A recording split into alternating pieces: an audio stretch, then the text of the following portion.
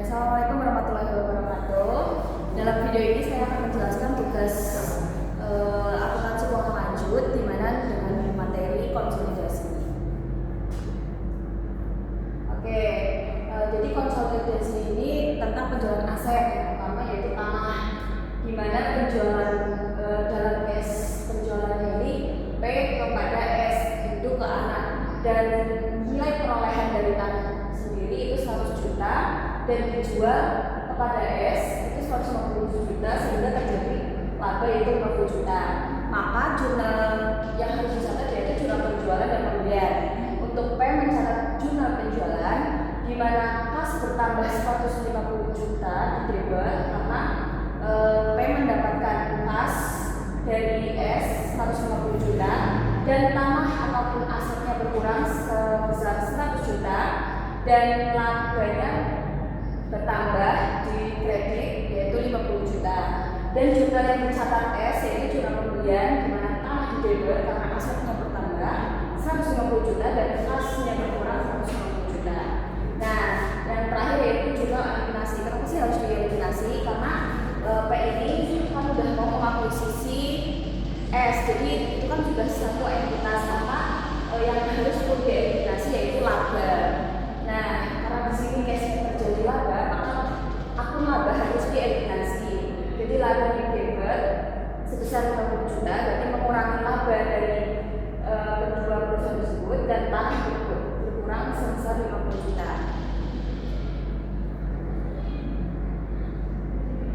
Nah, untuk neraca konsolidasinya, tanah pada S asetnya akan bertambah itu di debit dan dieliminasi labanya tadi 50 juta, sehingga terjadi pada neraca konsolidasi yaitu 100 juta, di mana 150 juta dikurangi 50 juta. Ini di sini debit ya. Terus yang harus dieliminasi yang dicatat pada neraca konsolidasi yaitu laba. Di perusahaan P dicatat laba sebesar 50 juta itu di kredit dan dieliminasi di posisi debit 50 juta, sehingga pada neraca konsolidasi 0. Nah, yang kedua yaitu konsolidasi penjualan aset berupa peralatan. Kalau peralatan ini kan terjadi penyusutan, maka nanti ada akumulasi penyusutan dari peralatan. Nah, pertama case dari peralatan ini pada soal ini yaitu penjualan S ke P. Jadi kalau tadi kan P ke S yaitu induk ke anak. Nah, kalau ini sebaliknya dari anak ke induk. Nah, dengan perolehan peralatan sendiri itu 10 juta dengan akumulasi penyusutannya 6 juta, sehingga menghasilkan nilai buku sebesar 4 juta. Dan S jual ke P itu dengan harga jual 3 juta, sehingga terjadi rugi. Kenapa rugi? Karena dia jual 3 juta, sedangkan nilai buku dari S ini, peralatannya ini itu 4 juta, jadi terjadi rugi 1 juta. Nah, perolehan aset atau S membeli pada tahun 2019 dengan umur ekonomis 6 tahun dan dijual pada tahun 2020, sehingga misalkan umur manfaatnya sisa 5 tahun dan dijual pada tahun kedua, jadi sisanya kan 5. Next, kembali lagi. Nah, terus kita perlu mencatat jurnal penjualan pembelian. Jurnal penjualan sendiri pada perusahaan S, di mana kas bertambah 3 juta dan ruginya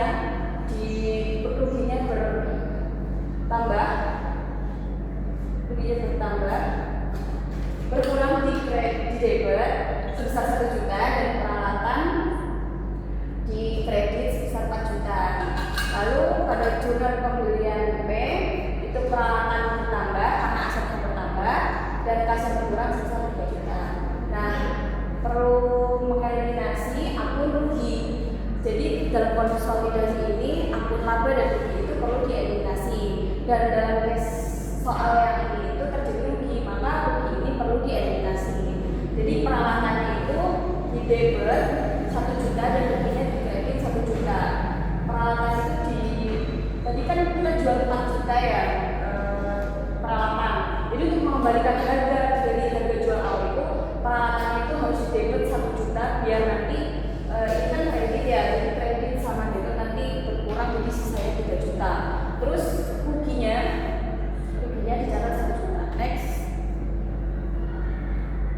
Nah, karena peralatan ini terjadi penyusutan, jadi kita perlu mencatat konsolidasi penyusutannya, di mana tadi kan umurnya sisa 5 tahun ya. Nah, jadi 4 juta dibagi 5 sama dengan 800.000 itu termasuk beban penyusutan, dan 3 juta ini nilai jualnya, ini nilai buku, ini nilai jual dibagi dengan 5 ini 5 tahun ya, menghasilkan 600.000. Jadi selisih dari nilai buku dikurangi umur manfaat dan nilai jual dikurangi nilai manfaat, dari 800.000 dikurangi 600.000 menghasilkan 200.000. Nah, untuk jurnal konsolidasi penyusutannya itu beban penyusutan di debit 200.000 dan akumulasi penyusutannya di kredit 200.000. Next. Nah, ini untuk neraca konsolidasinya. Jadi yang dicatat pada neraca konsolidasinya itu peralatan, rugi, beban, dan akumulasi penyusutan. Di mana peralatannya itu pada perusahaan P 3 juta, di debit lalu dieliminasi 1 juta sehingga pada neraca konsolidasi mengembalikan pada nilai awal bukunya, jadi 4 juta. Terus ruginya pada perusahaan X 1 juta dan dieliminasi 1 juta, jadi habis. Terus beban penyusutannya 600, dieliminasi 200 sehingga pada neraca konsolidasi masuk 800 dan begitu pun pada akumulasi penyusutannya. Next. Lalu yang terakhir itu konsolidasi penjualan aset berupa gedung. Sama kayak yang tadi peralatan, cuman di sini case-nya kita balik dari induk ke anak. Jadi penjualan P pada S. Gitu. Jadi dengan harga perolehan gedungnya itu 50 juta dan akumulasi penyusutannya yaitu 10 juta sehingga menghasilkan nilai 40 juta dan harga jualnya itu 45 juta sehingga terjadi laba 5 juta. Nah, perolehan aset atau P saat membeli gedung ini pada tahun 2020 dan umur ekonomis 6 tahun dan dijual kepada S pada tahun 2021 sehingga menghasilkan pemanfaatan sisa 5 tahun. Maka perlu dicatat jurnal kemudian dari P ini pasnya bertambah 45 dan labanya dicatat bertambah sebesar 5 juta dan gedungnya berkurang sebesar 40 juta. Next. Nah, ini untuk konsolidasi penyusunannya. Itu kan manfaatnya sisanya 5 tahun. Nah, pada PTP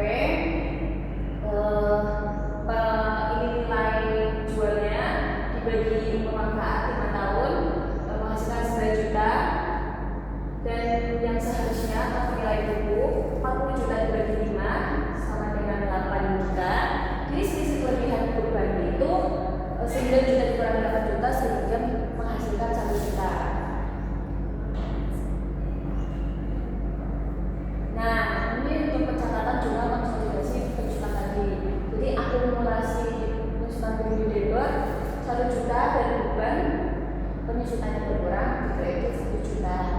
Dan kita perlu mencatat